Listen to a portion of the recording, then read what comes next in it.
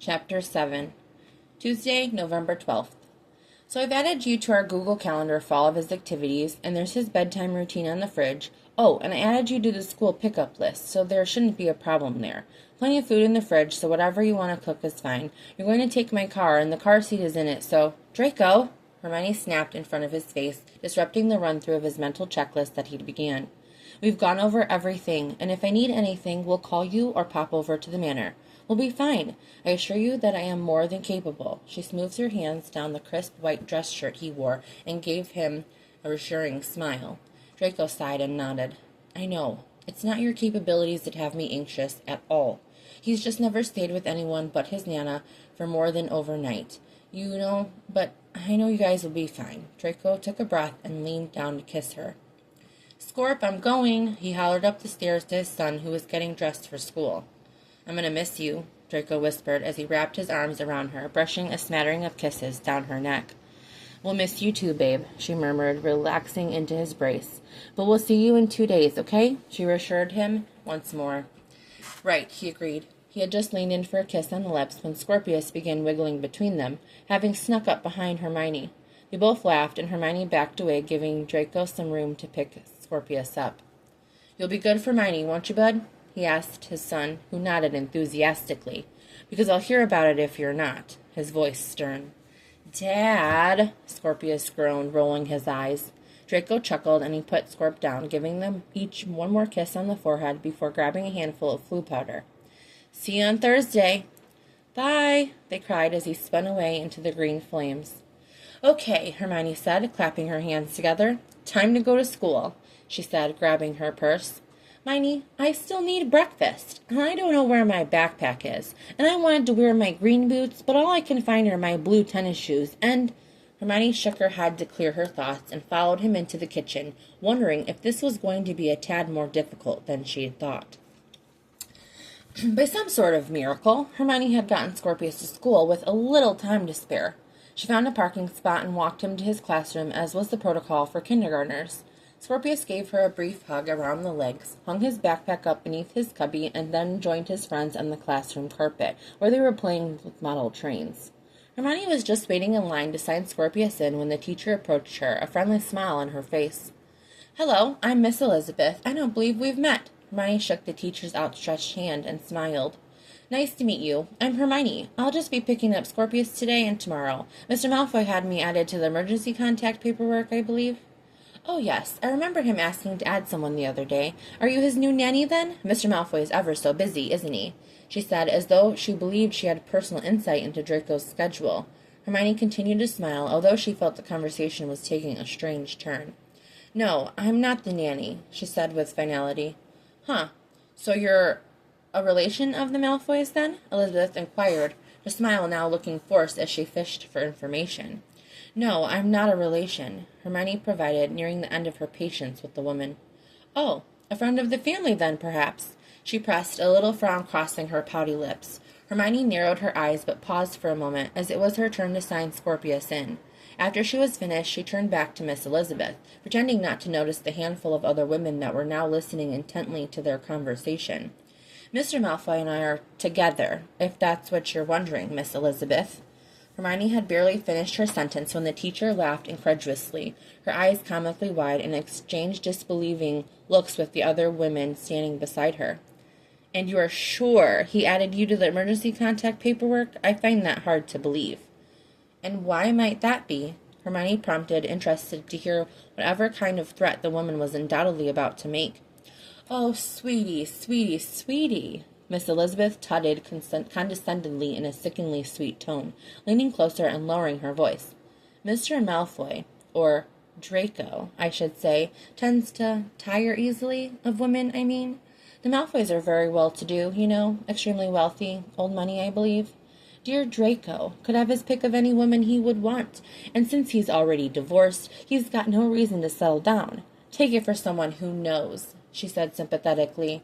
I wouldn't get too comfortable if I were you. Miss Elizabeth's eyes went up and down Hermione's body to allude that Hermione wasn't the kind of woman Draco would deign to be with anyway. Hermione laughed as though she just heard a hilarious joke, and the ladies all looked at each other with wide eyebrows. Oh, you are simply a delight, Miss Elizabeth. Thanks for the tip, sweetie, but it's wholly unnecessary. I would focus my mind on my class and not stick my nose in other people's business if I were you. I'll see you ladies at the end of the school day. Ta-ta! Hermione flashed a fake little smile at the peanut gallery and wiggled her fingers in the teacher's scowling face before heading out the door. The second the classroom door swung shut behind her, Hermione's smile dropped into an annoyed scowl. Typical. Of course, she had to go and fall in love with someone gorgeous and rich and have to deal with all the women he'd left in his wake. Indulging herself, she stomped her feet a bit as she headed to the parking lot and rolled her eyes at Draco's idiocy. How stupid did you have to be to sleep with your child's teacher at the beginning of the term? When you had to see them the whole rest of the year? Scorpius had just started kindergarten in August, so he couldn't have slept with her that long ago. Hermione had been happy in her ignorance of Draco's past exploits, happy in their little new relationship bubble. That was well and truly over. Hermione cranked the car engine to life, hunting for a good radio station to blast. The whole thing had been strangely reminiscent of having to put up with that petty jealousies of girls like Lavender Brown and Pansy Parkinson at Hogwarts. There was no escaping it, it seemed. Finally, Hermione found the station she'd been looking for, the kind of gangster rap that was nearly unintelligible and sounded tough. She slid on her glasses, lit a cigarette, and rolled the windows down, turning the volume up to nearly intolerable level. "See ya, ladies," she hollered to the group of moms that just exited Scorpius's classroom, their eyes narrowed and overly dramatic frowns marring their faces. Hermione cruised to the exit and peeled out of the parking lot, squealing the tires, feeling great about her life choices. A joyride in Draco's luxurious SUV was definitely in order after that bit of unpleasantness. After all, what was the point of dating someone with all that old money if she didn't take advantage of it? Draco was so going to hear about this later. That afternoon at pickup, Miss Elizabeth made a showing of checking Hermione's driver's license against Scorpius' emergency contact card, the peanut gallery from the morning present once again. Hermione wondered if Draco had slept with all of these women, or if they were simply standing in solidarity with Miss Elizabeth. It seemed that no matter how wonderful a man was, he was just as susceptible to a nice rack as the next bloke. Thankfully, Scorpius seemed none the wiser to the drama going on, and they headed out for his after-school activities without a hitch. The afternoon and evening flew by, and by the time Hermione finished tucking Scorpius in bed, she was obviously knackered. She crawled into Draco's bed and was just drifting off to sleep when Draco called to video chat. "Hey," she answered groggily. "Hey, I can't see you," he complained, and Hermione snapped the lights on, rolling onto her back and blinking her eyes open. "Scorp must have worn you out if you're already in bed," he chuckled, and she nodded. "That boy is definitely your son. There's no doubt about it." Draco groaned. "Oh no, what'd he do?" he bemoaned, and Hermione laughed. "Well, he certainly has a penchant for whining to try to get his way, and hates being told no. But overall, we were fine." Hermione gave him a brief summary of the day before finally bringing up Miss Elizabeth. "So, you slept with Scorpius' teacher, huh?" she asked casually. Draco's eyes widened comically. "Shit," he swore, scrubbing a hand over his face. "She told you about that?" Draco asked, but began to backtrack immediately. "Wait, that's not what I meant. I wasn't trying to hide it. I just wasn't expecting you to find out." Hermione crossed her arms and glared at him. Oh, fucking hell. Draco covered his face with his hands and groaned. He almost began speaking again, but Hermione held up the hand to stop him.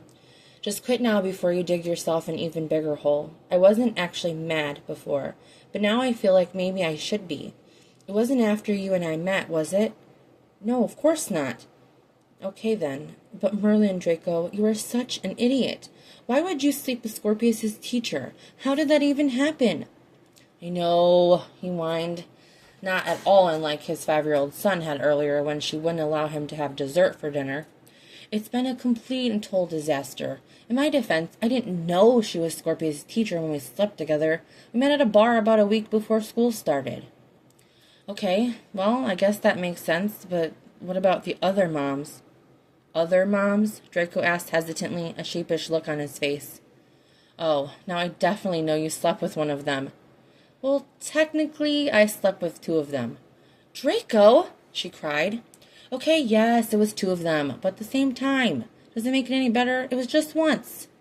Holy mother of Merlin, Draco, she cried, trying to sound angry but failing to mask the bubble of laughter that rose up out of her chest. Could you be any more cliché? Divorced millionaire bangs his son's kindergarten teacher. Paused for effect. And 2 MILFs in threesome. Hermione gestured her hands as if reading the headline of a newspaper. That sounds like a fucking porno description. Draco snorted and Hermione chuckled, and all of a sudden they were both laughing uproariously. Eventually their laughter petered out, and they both wiped at their eyes, trying to catch their breath. So, you're a bit of a man whore? Hermione concluded, one eyebrow raised. I think that is this instance it sounds worse than it actually is, but does this change anything for you? Draco asked in a small voice, and Hermione softened. I had no illusions about you being perfect, Draco, so no, it doesn't change anything. I would like a little heads up next time, though, not that I can't handle myself on a moment's notice. Hermione flipped her hair and pursed her lips, and Draco laughed. That sounds like a story you need to tell me. Oh, trust me, you want to hear this. They chatted until it was late, and Hermione had just drifted off to sleep when she woke to the sound of tiny footsteps creaking on the cottage's old hardwood floors. Scorpius climbed into the bed, and Hermione's heart clenched as he snuggled down into her open arms. Suddenly, wide awake, she felt a little shiver of fear run through her. Fear that Draco would be unfaithful to her as Ron had been, no matter how much she didn't want to believe it. Fear that her skeptics were right, and that she wouldn't be enough to fit into the Malfoys' world of old money and pure-blood power. Fear that she would lose Scorpius, whom she was coming to love and accept into her heart as her own, just as she lost her little girl. Fear that everything would fall apart, like everything else in her life had fallen apart. The fear kept her awake until the early hours of the morning, but she stayed in bed, clutching Scorpius close to her chest. His even breathing eventually lulled her to sleep, although it was fitful. When Chico woke her several hours later to be let out, she still had yet to shake the niggling dread that had taken hold of her heart.